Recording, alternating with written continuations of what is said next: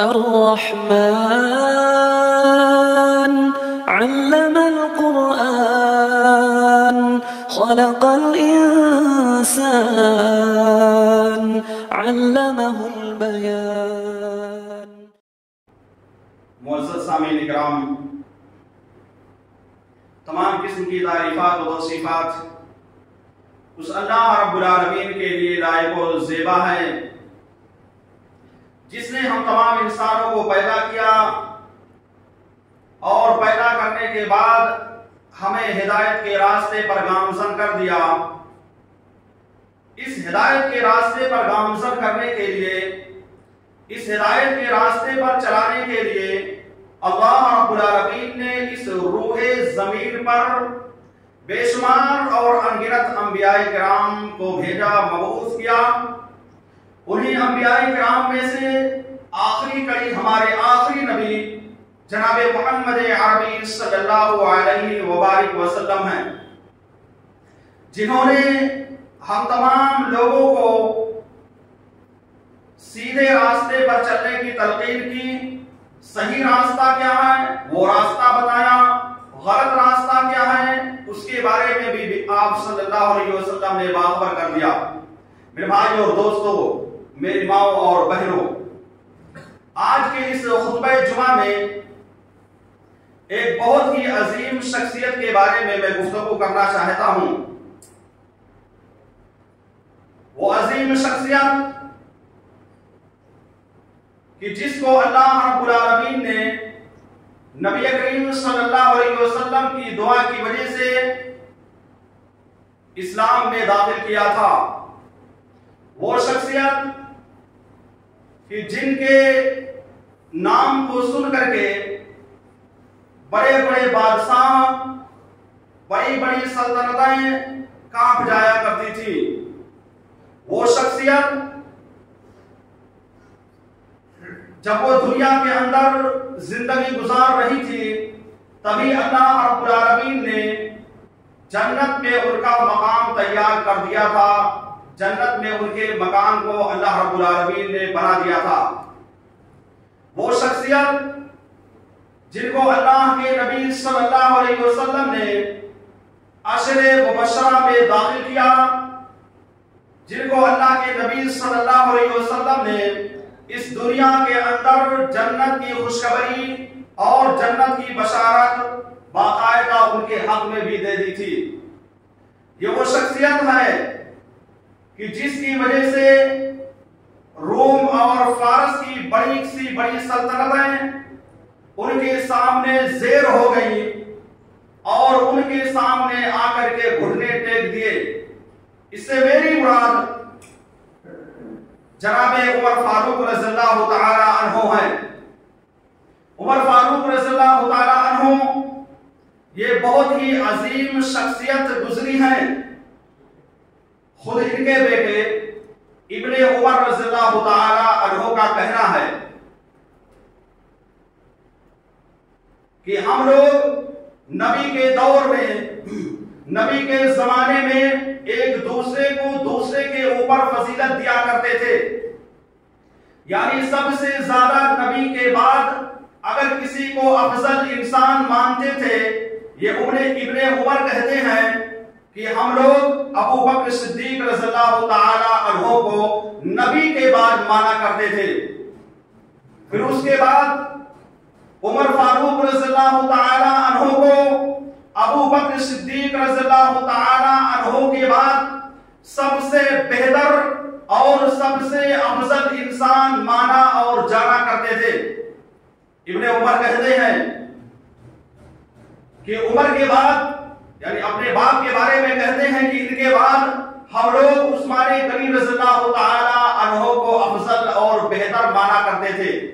मेरे भाइयों और दोस्तों, तो उस जमाने में एक दूसरे को दूसरे के ऊपर फजीलत और फौकियत हासिल थी, जिसको इब्ने उमर रज़ियल्लाहु ताला अन्हु ने बाकायदा बयान कर दिया।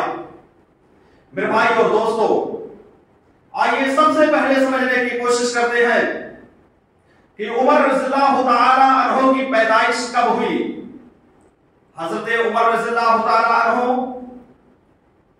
इनकी पैदाइश आमुल फील के 13 साल के बाद हुई। यानी नबी करीम सल्लल्लाहु अलैहि वसल्लम से ये 13 साल के छोटे थे। चूंकि नबी की पैदाइश आमुल फील के साल हुई और उसके ठीक 13 साल के बाद उमर रज़ियल्लाहु ताला अन्हु की पैदाइश हुई। इस सिलसिले में सही मुस्लिम की एक हदीस आती है, जिस हदीस से ये बात अच्छी तरीके से मालूम हो जाती है कि अल्लाह के नबी सल्लल्लाहु अलैहि वसल्लम की वफात, अबू बकर की वफात और उमर फारूक रज़ियल्लाहु ताला अन्हु की शहादत 63 साल की उम्र में हुई। 63 इयर्स की उम्र में इन तीनों की वफात हुई। और यह उस वक्त हो सकता है जब उमर फारूक रज़ियल्लाहु ताला अन्हु नबी सल्लल्लाहु अलैहि वसल्लम से 13 साल के बाद पैदा होंगे। क्योंकि आपके इंतकाल कर जाने के बाद, जब आप सल्लल्लाहु अलैहि वसल्लम का इंतकाल हो गया, इस दुनिया से चले गए, तो उसके बाद उमर फारूक रज़ियल्लाहु ताला अन्हु तकरीबन 13 साल तक बाहयात रहे। 13 साल तक नबी के इंतकाल के बाद उमर फारूक रज़ियल्लाहु ताला अन्हु जिंदा रहे। ये इस बात की दलील है कि नबी सल्लल्लाहु अलैहि वसल्लम से उम्र में 13 साल छोटे थे। अब आइए बात को आगे बढ़ाता हूं। उमर फारूक रज़ियल्लाहु ताला अन्हु, इनके वालिद का नाम खत्ताब था, उमर बिन खत्ताब, या इसी तरह से कभी भी इब्ने खत्ताब कह करके पुकारा जाएगा या किसी जगह पर बुलाया जाए, कहा जाए, तो आप उनसे ये समझना कि इससे मुराद हजरत उमर रज़ियल्लाहु ताला अन्हु हैं।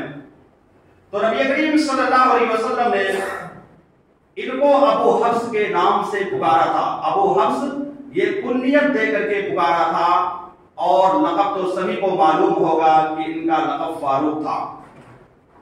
अबू हफ्स कुन्नियत पढ़ने की वजह यही थी कि एक मर्तबा नबी करीम सल्लल्लाहु अलैहि वसल्लम ने बाकायदा उमर फारूक रज़ियल्लाहु ताला अन्हु के सामने कहा कि बनु हाशिम के कुछ लोग यहाँ पर आए हुए हैं, मौजूद हैं, जबकि उनको कत्ल करना नहीं चाहिए। मैं नहीं चाहता हूं कि बनु हाशिम के लोगों को आप कत्ल कर दें, इसलिए कि ये कत्ल करने का वक्त नहीं है कि बनु हाशिम को कत्ल कर दिया जाए।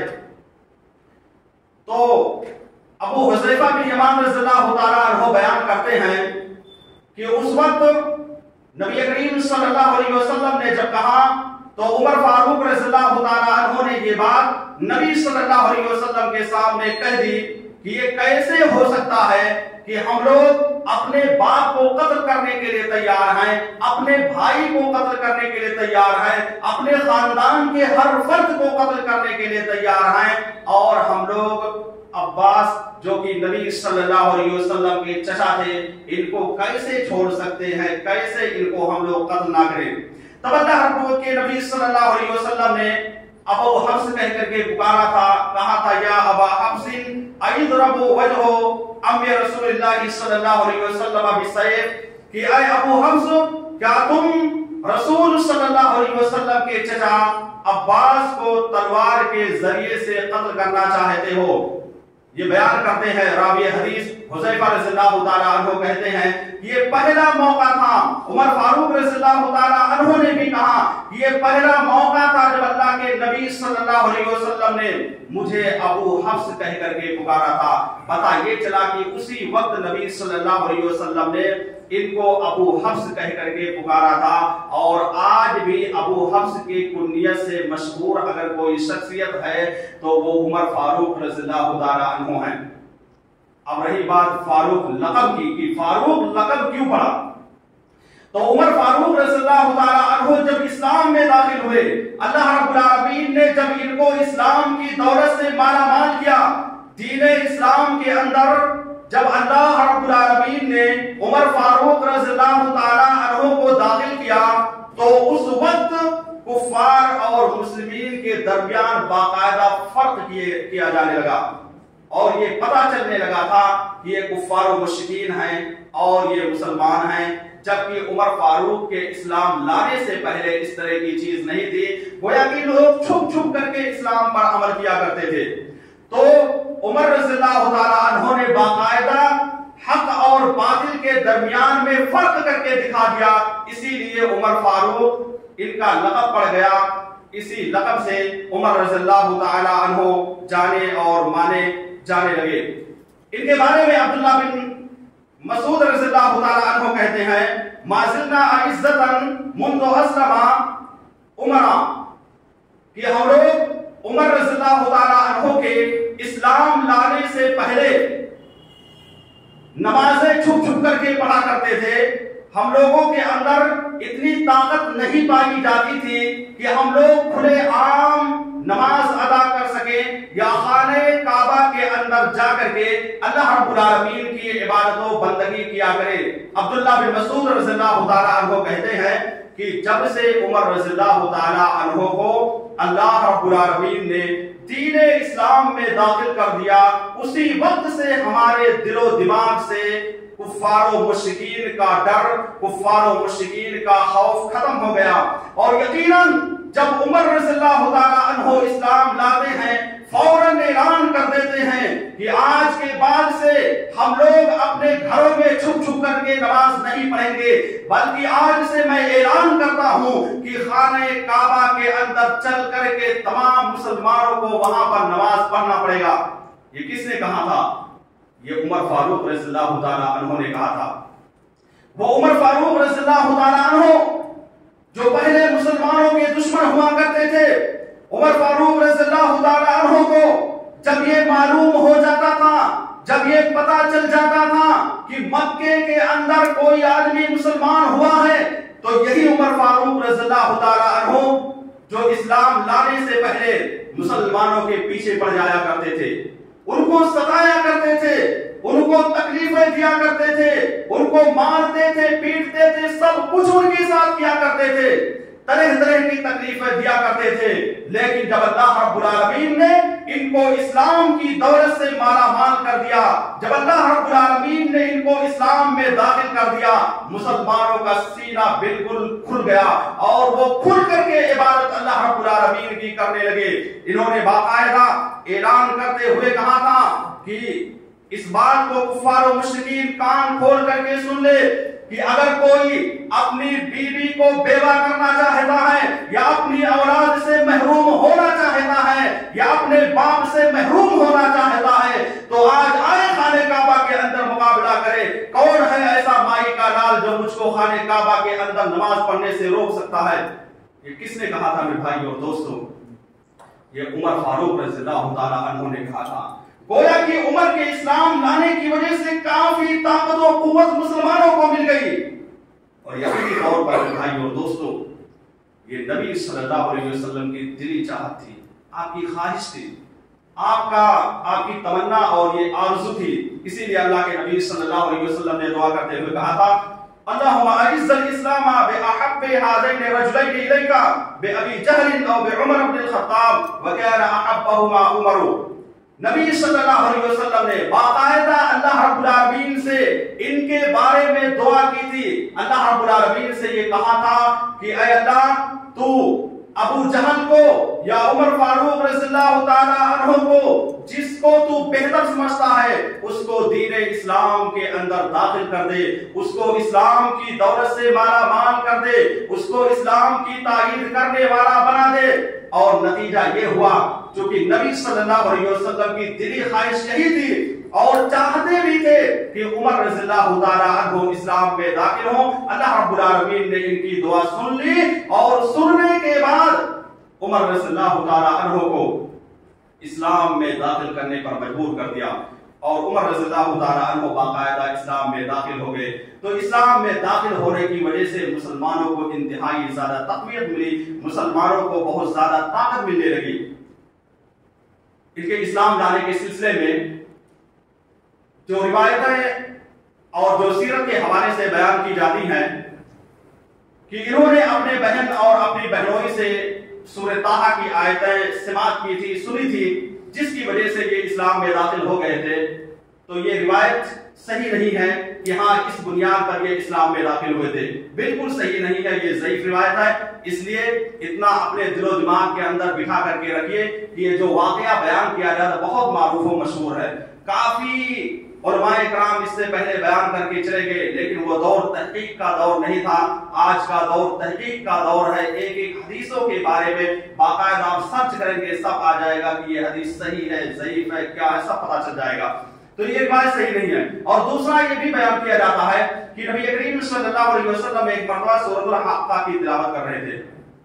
सूरतुल हाक़्क़ा की तिलावत कर रहे थे, उस दौरान उमर रज़ियल्लाहु ताला अन्हु ने नबी करीम सल्लल्लाहु अलैहि वसल्लम की जुबान से सूरतुल हाक़्क़ा की तिलावत सुनी और वो इस्लाम में दाखिल हो गए। तो ये भी रिवायत सही नहीं है। यानी ये दोनों रिवायत जो उनके बहन और बहनोई का है कि सूरह ताहा पढ़ रहे थे तब जाकर के आप इस्लाम लाए, वो भी सही नहीं है। और सूरह हाक़्क़ा जो ये बयान किया जाता है कि नबी सल्लल्लाहु अलैहि वसल्लम पढ़ रहे थे, इस बुनियाद पर लाए, ये भी सही नहीं है।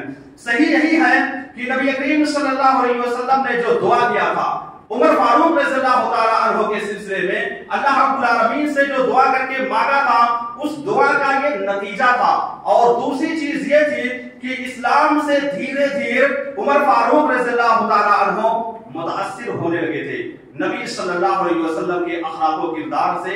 और दीन इस्लाम की बहुत सारी बातें ऐसी थी जिनको ये सुनते थे, इसकी वजह से अल्लाह रब्बुल आलमीन ने इनको इस्लाम में दाखिल कर दिया। इसलिए हमेशा जो है ज़हन के अंदर, दिमाग के अंदर इस बात को बिठा करके रखना है कि उमर रज़ियल्लाहु ताला अन्हु ने इस बुनियाद पर इस्लाम को कबूल किया था। मेरे भाई और दोस्तों, उमर रज़ियल्लाहु ताला अन्हु बहुत ही अजीम शख्सियत थी, बहुत ही अजीम शख्सियत थी, बहुत ही मुत्तकी परहेजगार इंसान थे। इनके अंदर तकवा और परहेजगारी बहुत ही ज्यादा पाई जाती थी। ये उमर फारूक रज़ियल्लाहु ताला अन्हु जब इस दुनिया के अंदर चल रहे थे, बाहयात थे, जिंदा थे, उसी वक्त अल्लाह तबारक व तआला ने बाकायदा इनके नाम पर जन्नत बना दिया था, जन्नत के अंदर महल तैयार कर दिया था कि ये उमर फारूक रज़ियल्लाहु ताला अन्हु का महल है, ये उमर फारूक रज़ियल्लाहु ताला अन्हु का घर है, इसी घर के अंदर उमर रज़ियल्लाहु ताला अन्हु रहेंगे। ये फजीलत और ये अजमत इनको मिली हुई थी, जिसकी बुनियाद पर अल्लाह रब्बुल आलमीन ने इनको जन्नत के अंदर दुनिया ही में मौजूद थे मकान अता कर दिया था। हज़रत अबू हुरैरा रज़ियल्लाहु ताला अन्हु बयान करते हैं, हदीस के रावी हैं, वो कहते हैं कि अल्लाह के नबी सल्लल्लाहु अलैहि वसल्लम ने बयान किया उमर फारूक रज़ियल्लाहु ताला अन्हु की जन्नत के बारे में कि एक मर्तबा में सोया हुआ था। नबी सल्लल्लाहु अलैहि वसल्लम कहते हैं कि एक मर्तबा में नींद में था, सोया हुआ था, और उस दौरान मुझे ख्वाब में दिखाया गया, मैं ख्वाब देखा कि उमर रज़ियल्लाहु मुझको जन्नत की सैर व तफरीह कराई जा रही है। और मैं जब उस जगह पर गया, उमर फारूक रज़ियल्लाहु ताला अन्हु के घर के पास जो जन्नत में मौजूद है, तो नबी सल्लल्लाहु अलैहि वसल्लम ने कहा कि मैंने देखा कि एक कोने में एक औरत बैठी हुई वजू कर रही है। मैंने फरिश्तों से पूछा कि मेरे फरिश्तों जरा ये बतलाइए कि ये मकान, ये घर किसका है, अल्लाह ने किसके लिए बनाया है। उन फरिश्तों ने कहा कि ये घर अल्लाह रब्बुल आलमीन ने उमर फारूक रज़ियल्लाहु ताला अन्हु के लिए बना दिया है।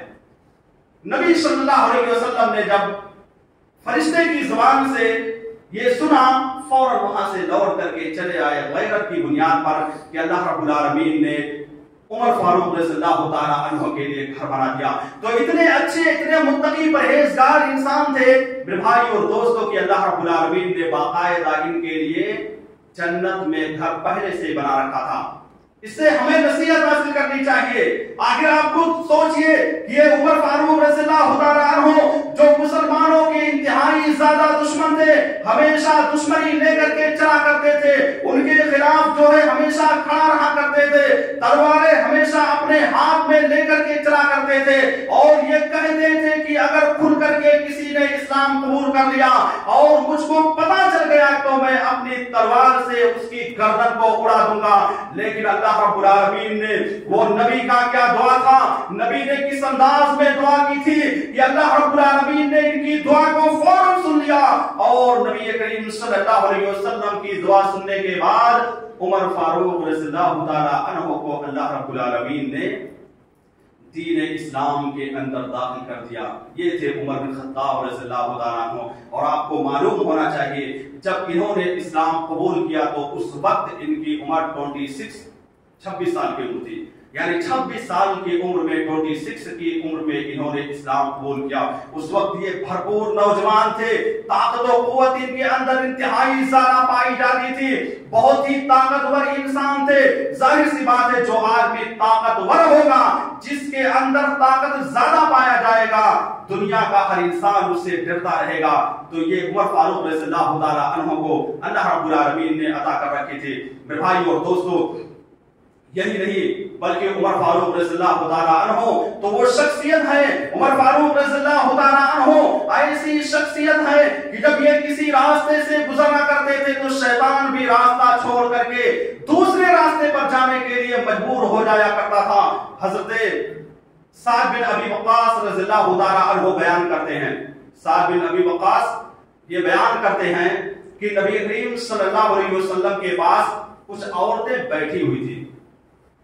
वो औरतें नबी करीम सल्लल्लाहु अलैहि वसल्लम के पास अपनी जरूरियात के बारे में मुतालबा कर रही थी, जरूरियात जिंदगी के बारे में, जो जिंदगी के अंदर वो चीजें काम आ सकती हैं उसके बारे में वो ख्वातीन बैठ करके बाकायदा नबी सल्लल्लाहु अलैहि वसल्लम से बुलंद आवाज से आवाज तेज करके मुतालबा कर रही थी। उमर फारूक रज़ियल्लाहु ताला अन्हु दरवाजे पर पहुंचते हैं। पहुंचने के बाद दरवाजे पर दस्तक देते हैं। नबी करीम सल्लल्लाहु अलैहि वसल्लम इजाजत देते हैं कि आइए। औरतों को मालूम हो गया कि उमर फारूक रज़ियल्लाहु ताला अन्हु आ रहे हैं। फौरन वो औरतें अपनी आवाज को पस्त कर लेती हैं, पर्दा करने लगती हैं, छुपने लगती हैं।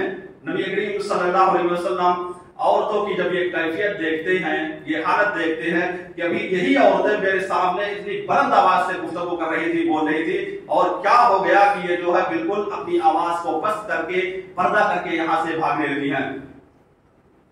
तो उमर फारूक रज़ियल्लाहु ताला अन्हु ने नबी करीम सल्लल्लाहु अलैहि वसल्लम के चेहरे पर मुस्कान देख लिया। नबी करीम सल्लल्लाहु अलैहि वसल्लम को हंसते हुए देखा। उमर रज़ियल्लाहु ताला अन्हु ने कहा, अज़कल्लाहु सिन्नक, अल्लाह रब्बुल आलमीन आपको हमेशा खुश रखे।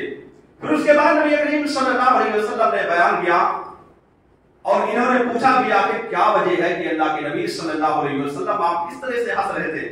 तो नबी करीम सल्लल्लाहु अलैहि वसल्लम ने कहा कि मुझे ताज्जुब है इन औरतों पर जो अभी मेरे पास बैठ करके बुलंद आवाज से गुफ्तगू कर रही थी, अपने जरूरियात की चीजों का मुतालबा कर रही थी और भी बहुत सारी चीजों के बारे में हमसे रिक्वेस्ट कर रही थी, लेकिन क्या वजह है कि तुम आए हो, तुम्हारे आने की वजह से यह औरतें बिल्कुल छुपने लगी है, पर्दा करके यहां से निकल गई। उसी वक्त अल्लाह के नबी सल्लल्लाहु अलैहि वसल्लम ने कहा, उन औरतों से सवाल क्या पूछा कि आखिर क्या वजह है तुम लोग छुप गई, तुम लोगों ने क्यों अपनी आवाज को पस्त कर लिया। उन औरतों ने कहा कि ये उमर ऐसी शख्सियत है जो बहुत सख्त मिजाज हैं, इनके अंदर बहुत ज्यादा सख्ती पाई जाती है, इसलिए हम लोगों के दिल के अंदर डर पैदा हो गया, इसलिए आपको छोड़ करके भाग गया। तब अल्लाह के नबी सल्लल्लाहु अलैहि वसल्लम ने बाकायदा उस वक्त कहा था, यब्न खत्ताब वल्लज़ी नफ्सी बियदिही, कि ऐ इब्ने खत्ताब कसम है उस जात की जिसके हाथ में मोहम्मद रसूलुल्लाह सल्लल्लाहु अलैहि वसल्लम की जान है। आए इब्ने खत्ताब, जब तुम किसी रास्ते से गुजरते हो तो शैतान भी उस रास्ते को छोड़ करके दूसरे रास्ते पर चलने पर मजबूर हो जाता है। ये नबी सल्लल्लाहु अलैहि वसल्लम ने बाकायदा उमर बिन खत्ताब रज़ियल्लाहु ताला अन्हु के बारे में कहा था, और यकीनन ये ऐसी शख्सियत थी कि बड़े से बड़े लोग बाकायदा इनको देख करके डरा करते थे। वो शैतान जो हमेशा इंसान के पीछे पड़ा रहता है, जो इंसान को गुमराह करने की हद तक इम्कान कोशिश करता रहता है, जिसके दिल के अंदर ये ख्वाहिश, ये चाहत और ये तमन्ना पाई जाती है कि हम इब्ने आदम को गुमराह करते रहेंगे, हम इब्ने आदम को बहकाते रहेंगे, लेकिन उमर बिन खत्ताब रज़ियल्लाहु ताला अन्हु के करीब आना तो बहुत दूर की बात है। उसको पता चलता था कि उमर इस रास्ते से आ रहे हैं तो वो रास्ता छोड़ करके चला जाया करता था। मेरे भाइयों दोस्तों, ये शख्सियत थी उमर बिन खत्ताब रज़ियल्लाहु ताला अन्हु की, इतनी अजीम शख्सियत कि अल्लाह रब्बुल आलमीन ने इनके लिए जन्नत के अंदर बाकायदा मकान पहले से बना रखा था। मेरे भाइयों दोस्तों, बहुत सारी फजीलतें उमर बिन खत्ताब रज़ियल्लाहु ताला अन्हु के बारे में है। उमर बिन खत्ताब रज़ियल्लाहु ताला अन्हु इस रुए जमीन पर चलते थे, इस रुए जमीन पर बैठ करके अगर कोई मशवरा दिया करते थे शरीयत के बारे में, दीन इस्लाम के बारे में कोई मशवरा दिया करते थे, अल्लाह रब्बुल आलमीन फौरन आसमान से वही नाजिल कर देता था। इनके मशवरे की तायीद में कुरान करीम की आयतें नाजिल कर दिया करता था और ये कहता था रब्बुल आलमीन उस आयत के अंदर कि उमर फारूक रज़ियल्लाहु ताला अन्हु जो मशवरा दे रहे हैं ये बरहक है, इसको मानना चाहिए, इसको तस्लीम करना चाहिए। मेरे भाई और दोस्तों, नबी करीम सल्लल्लाहु अलैहि वसल्लम ने कहा कि तुमसे पहले की जो उम्मतें गुजर चुकी हैं उनमें से कुछ लोग ऐसे मौजूद थे, ऐसे लोग थे जिनके पास अल्लाह रब्बुल आलमीन इल्हाम किया करता था, इल्हाम के जरिए से कोई बात बता दिया करता था। अगर इस उम्मत के अंदर अल्लाह रब्बुल आलमीन किसी के ऊपर इल्हाम करेगा तो वो उमर बिन खत्ताब रज़ियल्लाहु ताला अन्हु हैं। मेरे भाई और दोस्तों, ये उमर बिन खत्ताब रज़ियल्लाहु ताला अन्हु जिनकी मुवाफकत में, जिनके मशवरे की तायीद करते हुए अल्लाह रब्बुल आलमीन बाकायदा कुरान करीम की आयतें नाजिल किया करता था, कुरान करीम बाकायदा इनके मशवरों की तायीद में नाजिल किया करता था। उमर बिन खत्ताब रज़ियल्लाहु ताला अन्हु खुद बयान करते हैं कि मैंने तीन बातें ऐसी की कि जिन तीन बातों के बारे में अल्लाह रब्बुल आलमीन ने आसमान से वही नाजिल कर दी। उमर बिन खत्ताब रज़ियल्लाहु ताला अन्हु की ये चाहत थी, ख्वाहिश थी कि मकाम इब्राहिम पर जाकर के हम लोग नमाज पढ़ें, उसको अपना मुसल्ला बना लिया जाए। ये उमर फारूक रज़ियल्लाहु ताला अन्हु की ख्वाहिश थी। अल्लाह रब्बुल आलमीन ने बाकायदा इनके इस ख्वाहिश को और इस मशवरे को पूरा करते हुए रब्बुल आलमीन ने कुरान करीम से ये आयत, कुरान करीम की ये आयतें करीमा नाज़िल कर दी, वत्तखिज़ू मिन मकाम इब्राहिम मुसल्ला, कि मकाम इब्राहिम को अपने नमाज की जगह बना लो, अपना मुसल्ला बना दो।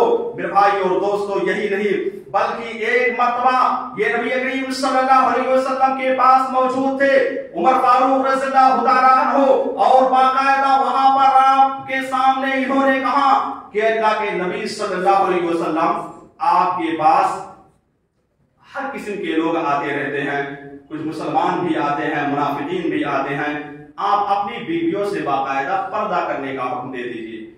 ये उमर फारूक रज़ियल्लाहु ताला अन्हु नबी को मशवरा दे रहे हैं। अभी मशवरा देना ही था कि अल्लाह रब्बुल आलमीन ने बाकायदा इस आयत करीमा को नाज़िल कर दिया, वइदा सअलतुमुहुन्ना फसअलूहुन्ना मिन वराइल हिजाब, कि जब तुम नबी करीम सल्लल्लाहु अलैहि वसल्लम की बीवियों से किसी चीज के बारे में मुतालबा करना हो, कोई चीज तुम मांगना चाहते हो, किसी चीज के बारे में तुम सवाल करना चाहते हो, तो पर्दे के आड़ से सवाल करो, पर्दे के ओर से उनसे मांगो। गोया कि ये उमर फारूक रज़ियल्लाहु ताला अन्हु का मशवरा था, जिसकी बुनियाद पर अल्लाह रब्बुल आलमीन ने बाकायदा कुरान करीम के अंदर ये आयत करीमा नाज़िल कर दी।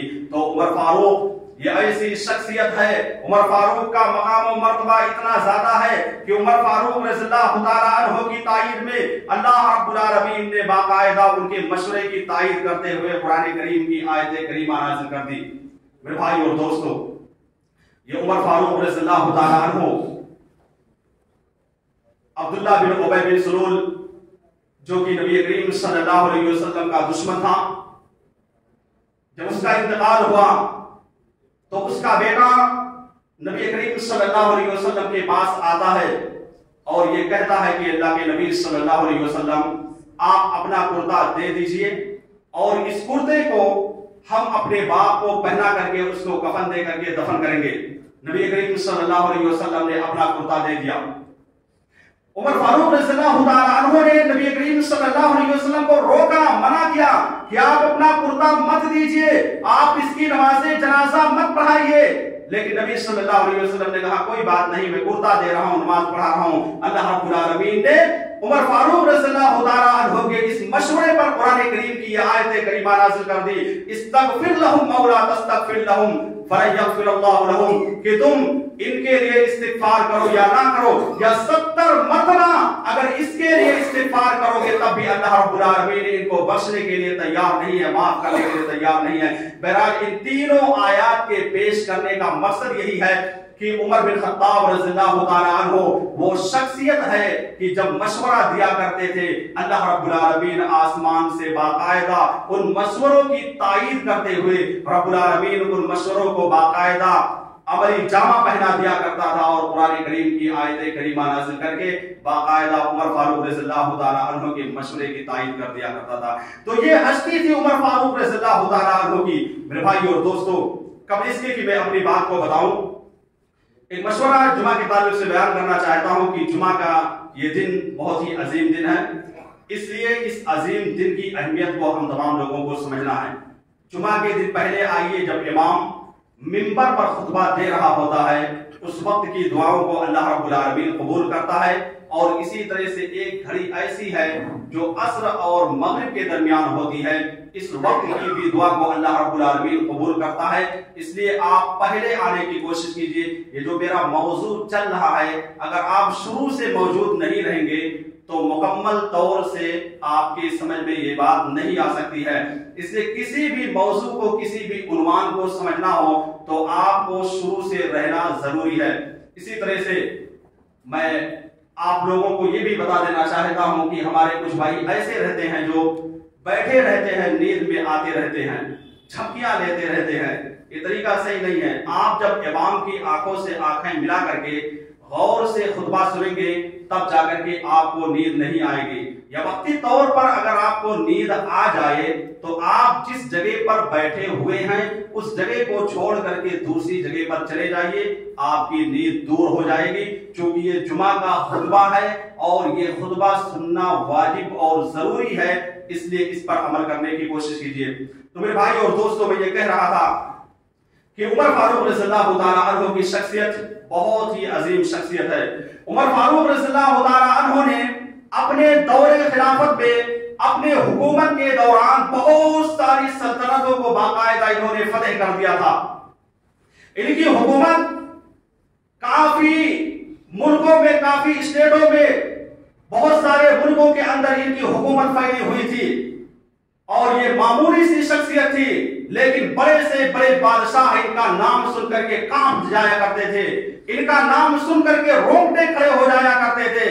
एक मरतबा गालिबन ईरान का कोई आदमी मदीना मुनव्वरा के अंदर आता है, ये तहकीक करने के लिए, ये देखने के लिए कि आखिर मदीना के अंदर वो कौन सी शख्सियत है, वो कौन सा आदमी है जिसका नाम सुन करके पूरी दुनिया के बड़े से बड़े बादशाह कांप जाया करते हैं, बड़े से बड़े बादशाह बाकायदा डर जाया करते हैं। वो आदमी वहां से चल करके आता है मदीना मुनव्वरा के अंदर, किसी सहाबी से पूछता है कि आखिर वो शख्सियत कहां पर है। उसके गुमान में ये था कि बहुत बड़े महल के अंदर रहा करते होंगे, बहुत बड़ी बिल्डिंग होगी, बेहतरीन लिबास पहन करके वो आदमी बैठा हुआ होगा, उसके हवारी मवारी भी बहुत होंगे, उसकी हिफाजत करने वाले बहुत सारे लोग होंगे, बेहतरीन खाना खाया करता होगा। ये सारा कुछ जहन बना करके वो आदमी मदीना मुनव्वरा के अंदर आया। जब उस सहाबी ने बताया कि किसी गली के अंदर मदीने में चक्कर लगा रहे होंगे, जाइए आपको मिल जाएंगे। वो आदमी जाता है, देखता है तो एक दरख्त के नीचे, एक पेड़ के नीचे उमर बिन खत्ताब रज़ियल्लाहु ताला अन्हु अपनी जूती को रख करके, अपने जूते को रख करके इत्मीनान से सो रहे हैं। वो आदमी जब देखता है कि ये मामूली सा आदमी जो बेहतरीन लिबास पहना हुआ नहीं है, बेहतरीन बिस्तर पर सो नहीं रहा है, एक दरख्त के पेड़ के नीचे वैसे सोया हुआ है, इसके पास तकिया भी मौजूद नहीं है, एक जूती अपने सर के नीचे रख करके सो रहा है। वो आदमी देखता है उमर फारूक रज़ियल्लाहु ताला अन्हु की सादगी के बारे में, फौरन वहां पर इस्लाम कबूल कर लेता है और वो ये कह देता है यही सादगी है, इसी सादगी की बुनियाद पर जितने भी बादशाह पाए जाते हैं, बड़े बड़े मुल्कों के अंदर जो बादशाह मौजूद हैं, इसी सादगी को देख करके, इसी सादगी की बुनियाद पर उनके दिलों के अंदर, उनके दिल के अंदर बाकायदा रोबो दबदबा इनका डाल दिया गया है, अल्लाह रब्बुल आलमीन ने डाल दिया है। तो ये उमर फारूक रज़ियल्लाहु ताला अन्हु है। उमर फारूक रज़ियल्लाहु ताला अन्हु की शख्सियत वो शख्सियत है कि उन्होंने जब इनका इंतकाल हुआ, जब इनकी शहादत हुई, शहादत के वक्त अपने बेटे को बुलाया था और ये वसीयत कर दी थी कि ऐ इब्ने उमर तू सुन ले, मैं इस दुनिया से जा रहा हूं और मेरे ऊपर तकरीबन 60,000 का कर्ज है, इस कर्ज को तुम तुम अदा कर देना, हर हाल में तुमको देना पड़ेगा। उमर फारूक रज़ियल्लाहु ताला अन्हु के पास क्या कमी थी? बड़े से बड़े मुल्कों को बाकायदा इन्होंने फतेह कर दिया था। मिस्र को फतेह किया था, इराक को फतेह कर दिया था, कैसर को फतेह किया, किस्रा को फतेह किया, दिमश्क को फतेह किया। सारे के सारे ममालिक को इन्होंने बाकायदा फतेह कर दिया था। सारे जरो जवाहिरात इनके पास मौजूद थे, सब कुछ इनके पास मौजूद था। लेकिन जब इनकी शहादत होती है तो शहादत के वक्त कुछ देर तक जब इनका सांस चल रहा था तो इन्होंने बुला करके कहा कि इतना कर्ज मेरे जिम्मा है, इस कर्ज को तुम दे देना। मेरे भाई और दोस्तों, ये उमर फारूक रज़ियल्लाहु ताला अन्हु आपको मालूम होना चाहिए कि ऐसी शख्सियत है कि इन्होंने बाकायदा ये कह दिया था इराक की बेवाओं के बारे में। इराक के अंदर जितनी भी बेवा ख़वातीन पाई जाती थी, जितनी भी बेवा खातून मौजूद थी, उनके बारे में ये कह दिया था कि अगर मेरी उम्र और ज्यादा हुई और इतने दिन तक जिंदा रहा तो इराक की बेवाओं को मैं ऐसा माल अता करके जाऊंगा, इतना ज्यादा माल इनको दे दूंगा कि इनको मेरे ना रहने के बाद किसी चीज की कमी नहीं रह जाएगी, किसी और से लेने की जरूरत नहीं पेश होगी। ये उमर फारूक रज़ियल्लाहु ताला अन्हु ने इराक की बेवा और मिस्कीन औरतों के बारे में कह दिया था। मेरे भाई और दोस्तों, एक औरत ये मदीने के गलियों में चक्कर लगा रहे हैं। एक औरत आती है, कहती है कि अय उमर फारूक रज़ियल्लाहु ताला अन्हु, अय फारूक आज़म, आप तो अमीरुल मोमिनीन हैं, आप तो बेहतरीन जिंदगी गुजार रहे हैं। मेरी हालत यह है कि मेरे घर के अंदर रोटी पकाने के लिए, खाना पकाने के लिए कुछ भी मौजूद नहीं है। मेरे शौहर का इंतकाल हो गया है, मेरे शौहर इस दुनिया से जा चुके हैं, मेरे छोटे छोटे बच्चे मौजूद हैं। अगर आप हमारी हेल्प नहीं करेंगे, अगर आप हमारी मदद नहीं करेंगे तो ये हमारे बच्चे भूख प्यास की वजह से मर जाएंगे, इनकी जिंदगी अजीर्ण हो रही है। मुझे लगता है कि मेरे ये बच्चे अब जिंदा रहने वाले नहीं हैं। उमर फारूक रज़ियल्लाहु ताला अन्हु फौरन अपने महल में जाते हैं, अपने घर में जाते हैं, देखते हैं कि जब जो सबसे ज्यादा ताकतवर घोड़ा वहां पर मौजूद था उस घोड़े को तैयार करते हैं और उस घोड़े पर उमर फारूक रज़ियल्लाहु ताला अन्हु ने 2 बोरी चावल ला दी और उसके अलावा खाने पीने की कुछ और चीजें रखी, कपड़ा लत्ता रख करके ले जाते हैं और कहते हैं कि औरत तू इस घोड़े को और इस पर जितना सामान लदा हुआ है अपने घर लेकर के चली जा, और याद रखना जब ये तेरा सामान खत्म होने लगेगा उस वक्त तू अल्लाह रब्बुल आलमीन से दुआ कर देना, अल्लाह रब्बुल आलमीन इस माल के अंदर, इस चावल के अंदर, इस कपड़े के अंदर सब चीजों में बरकत दे देगा। तो मेरे भाई और दोस्तों, कहने का मकसद ये है कि उमर फारूक रज़ियल्लाहु ताला अन्हु है, ये ऐसी अजीम शख्सियत है। ये जब चक्कर लगाया करते थे, फुरात एक नहर है, उस नहर के पास खड़े होकर के कहते थे कि मुझे डर लग रहा है, मुझे इस बात का खौफ है कि अगर कोई जानवर, कोई बकरी का बच्चा इस फुरात के किनारे, इस दरिया के किनारे मरा हुआ पड़ा रहेगा तो कल क़यामत के रोज अल्लाह रब्बुल आलमीन के सामने मुझको जवाब देना पड़ेगा। अल्लाह रब्बुल आलमीन मुझसे सवाल कर सकता है कि ऐ उमर, फला जगह पर बकरी का बच्चा भूखा था, प्यासा था, तूने उसको खाना क्यों नहीं खिलाया? इस बात का डर उमर फारूक रज़ियल्लाहु ताला अन्हु के दिल के अंदर मौजूद था। उन्होंने इसलिए इस बात के बारे में कह दिया कि मेरे दिल के अंदर इस बात को लेकर के बहुत ज्यादा डर पाया जा रहा है। यही नहीं मेरे भाई और दोस्तों, बल्कि उमर फारूक रज़ियल्लाहु ताला अन्हु जब सब लोग नींद में मस्त रहते हैं, नींद में सो रहे होते हैं, उस वक्त उमर फारूक रज़ियल्लाहु ताला अन्हु मदीने की गलियों का चक्कर लगाते हैं, देखते हैं कि कहीं किसी गली के अंदर, किसी घर के अंदर कोई कानाफूसी तो नहीं हो रही है, कोई भूखा तो नहीं सोया हुआ है, कोई प्यासा तो सोया हुआ नहीं है। ये थे उमर फारूक रज़ियल्लाहु ताला अन्हु। यही नहीं बल्कि एक मर्तबा एक दूसरे मुल्क से मदीने के अंदर कुछ ताजिर आते हैं, कुछ तिजारत का सामान लेकर के आते हैं बेचने के लिए मदीने के अंदर। उमर फारूक रज़ियल्लाहु ताला अन्हु और इनके साथ एक दूसरे सहाबी मौजूद थे, गश्त कर रहे थे, चक्कर लगा रहे थे। देखा तो वहां पर कुछ तिजारत करने वाले सो रहे हैं, उनका सामान रखा हुआ है। उमर फारूक रज़ियल्लाहु ताला अन्हु और वो सहाबी उस सामान के पास बैठ जाते हैं निगरानी करने के लिए, देखने के लिए कि कहीं ऐसा ना हो कि इनका सामान यहाँ से गुम हो जाए, यहाँ से जाये हो जाए। मेरे भाई और दोस्तों, अगर उमर फारूक रज़ियल्लाहु ताला अन्हु चाहते, उस वक्त इनके पास बहुत सारे सिपाही मौजूद थे, ये चाहते तो अपने सिपाहियों से कह देते कि जाओ मदीने के अंदर फला जगह पर फला तिजारत करने वाले मौजूद हैं, उनकी सामान की निगरानी करो। लेकिन नहीं नहीं, उमर फारूक रज़ियल्लाहु ताला अन्हु ने बाकायदा खुद साबित करके दिखा दिया कि मैं इस सामान की निगरानी करूंगा, मैं इस सामान की हिफाजत करूंगा, इस सामान की निगरानी, मेरे मदीने के अंदर ये लोग आए हुए हैं, मेरी जिम्मेदारी बनती है कि मैं इस सामान की निगरानी करूं। मैं अपने पुलिस को, मैं अपने हवाई मुआरी को इजाजत नहीं दे सकता कि इनके सामान की हिफाजत करे। ये थे उमर फारूक रज़ियल्लाहु ताला अन्हु, जिसकी बुनियाद पर इनका रोबो तबदबा बहुत ज्यादा पाया जाता था। इनके पास हर चीज मौजूद थी।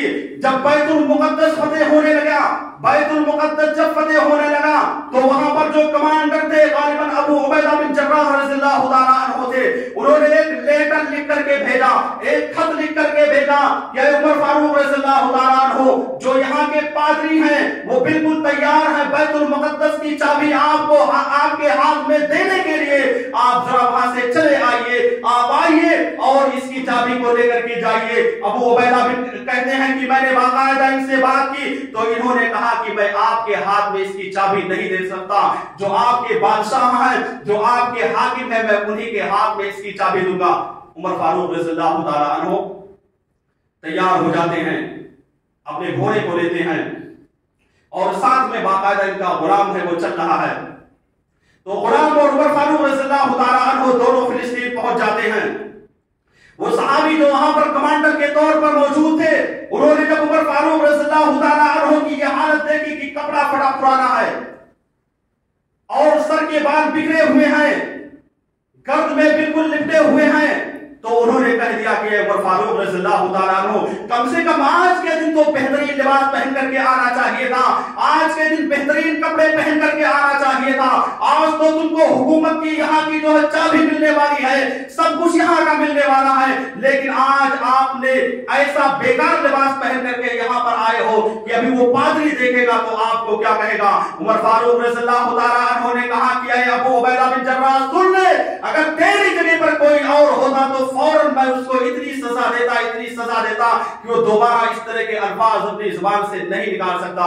मेरे भाई और दोस्तों, बहरहाल उस पादरी से उमर फारूक रज़ियल्लाहु ताला अन्हु की मुलाकात होती है और बैतुल मुकद्दस की चाबी उनके हाथ में दे दिया जाता है। मेरे भाई और दोस्तों, ये उमर फारूक रज़ियल्लाहु ताला अन्हु थे जो बाकायदा बैतुल मुकद्दस को फतेह कर देते हैं, मदीने के अंदर मौजूद थे, वहां पर मौजूद होकर के बैतुल मुकद्दस की चाबी अपने हाथ में ले लेते हैं। मैं आपसे ये नहीं कह रहा हूं कि चलिए और बैतुल मुकद्दस को फतेह करके उसकी चाबी अपने हाथ में ले लीजिए, बल्कि मैं ये कहना चाहता हूं आज खुद अपने घर को फतेह करने की कोशिश कीजिए। आप खुद सोचिए कि क्या मेरे घर के अंदर शिर्क व बिदअत दाखिल है कि नहीं दाखिल है, क्या हमारे घर के जो अफराद पाए जाते हैं वो सीधे रास्ते पर चल रहे हैं कि नहीं चल रहे हैं, क्या हमारे घर का जो बेटा है वो नमाजी है कि नहीं नमाजी है, क्या हमारे मोहल्ले के अंदर, क्या हमारे सिटी के अंदर, क्या हमारे गांव के अंदर ये बुराई पाई जाती है कि नहीं पाई जाती है। इसको फतेह करने की जरूरत है। आप बैतुल मुकद्दस को छोड़ दीजिए, आप पहले अपने घर को फतेह कीजिए, तब जाकर के माना जाएगा कि आप एक नबी के उम्मती और जो है सहाबे-किराम के नक्शे कदम पर चलने वाले हैं। मेरे भाई और दोस्तों, चंद मिनट के अंदर मैं अपनी बात खत्म करता हूं।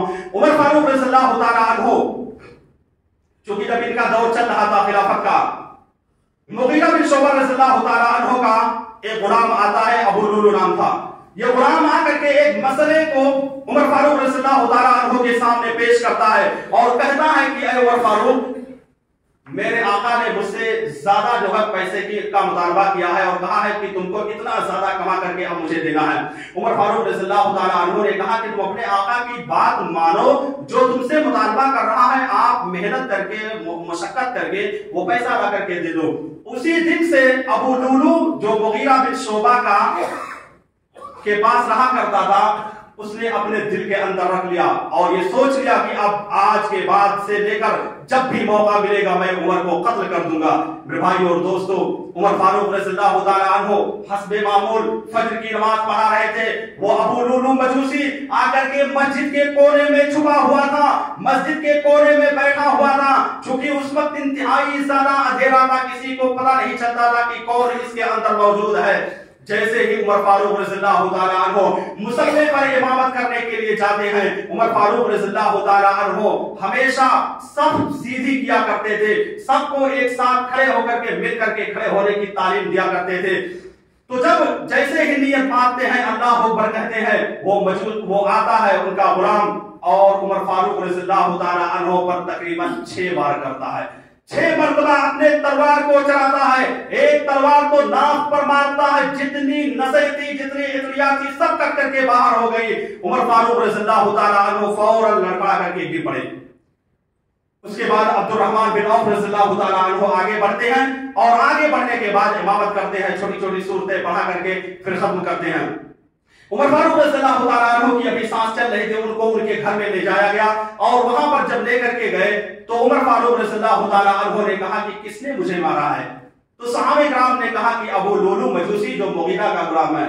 तो उमर फारूक ने कहा कि अल्लाह का शुक्र है, अल्लाह का मैं शुक्र अदा करता हूं कि मैं किसी मुसलमान के हाथ से मारा नहीं गया हूं, मुझको किसी मुसलमान ने नहीं मारा है, बल्कि मुझे मारा है तो मजूसी ने मारा है। ये उमर फारूक रज़ियल्लाहु ताला अन्हु ने अल्लाह का शुक्र अदा करते हुए कहा। और बार बार उमर फारूक रज़ियल्लाहु ताला अन्हु इतनी बड़ी सल्तनत होने के बावजूद अल्लाह से दुआ करते थे और ये कहते थे कि अल्लाह तू मुझे शहादत की मौत नसीब फरमा, अल्लाह तू मुझे शहादत की मौत से हमकिनार करना। मैं आम मौत नहीं चाहता हूं, मैं चाहता हूं कि इस दुनिया के अंदर शहीद हो जाऊं। ये कौन कह रहा है? ये उमर फारूक रज़ियल्लाहु ताला अन्हु कह रहे हैं, जिनके पास पूरी सल्तनत मौजूद थी, सब कुछ मौजूद था, उसके दिल के अंदर ये ख्वाहिश और ये तमन्ना पाई जाती थी कि मुझे शहादत की मौत नसीब हो जाए। बहरहाल उस लुलू मजूसी ने उमर फारूक रज़ियल्लाहु ताला अन्हु का सर कलम कर दिया, कत्ल कर दिया।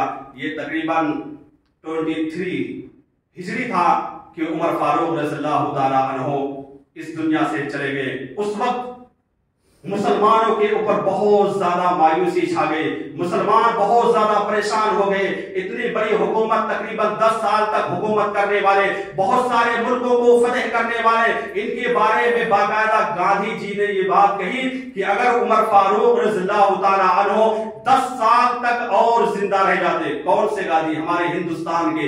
इन्होंने कहा कि अगर 10 साल तक ये जिंदा रहते तो पूरी दुनिया के अंदर इस्लाम को फैला देते, पूरी दुनिया के अंदर बाकायदा इनकी हुकूमत कायम हो जाती, इनके अंडर में पूरी दुनिया आ जाती। ये गांधी जी ने बाकायदा उमर फारूक रज़ियल्लाहु ताला अन्हु के बारे में कहा था।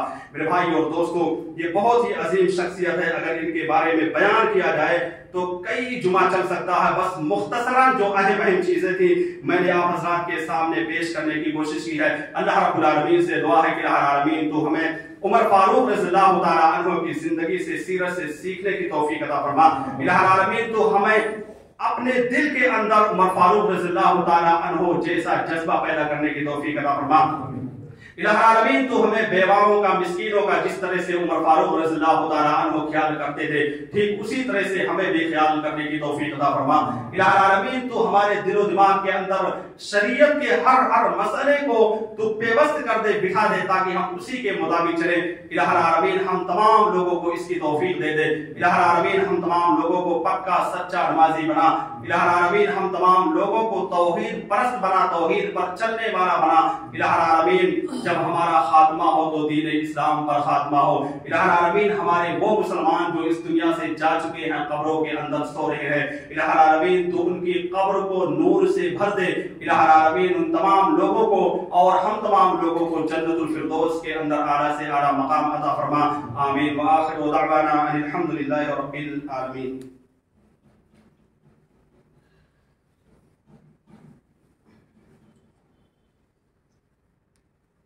इन्नल हम्दुलिल्लाहि नहमदुहु व नस्तईनुहु व नस्तगफिरुह व नऊज़ु बिल्लाहि मिन शुरूरि अनफुसिना व मिन सय्यिआति अमालिना मन यहदिहिल्लाहु फला मुदिल्ल लहु व मन युद्लिलहु फला हादिय लहु व अशहदु अन ला इलाहा इल्लल्लाहु वहदहु ला शरीका लहु व अशहदु अन्न मुहम्मदन अब्दुहु व रसूलुहु इन्नल्लाहा व मलाइकतहु युसल्लूना अलन नबी या अय्युहल्लज़ीना आमनु सल्लु अलैहि व सल्लिमु तस्लीमा।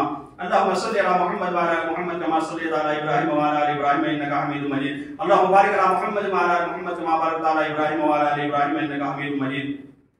इबादल्लाह रहमकुमुल्लाह इन्नल्लाह यअमुरु बिल अदल वल इहसान व ईताइ ज़िल कुर्बा व यन्हा अनिल फहशाइ वल मुनकरि वल बग़इ यइज़ुकुम लअल्लकुम तज़क्करून। उज़्कुरुल्लाह यज़कुरुकुम वदूहु यस्तजिब लकुम व ज़िक्रुल्लाहि तआला व अला व जल्ल व अतम व अकबर।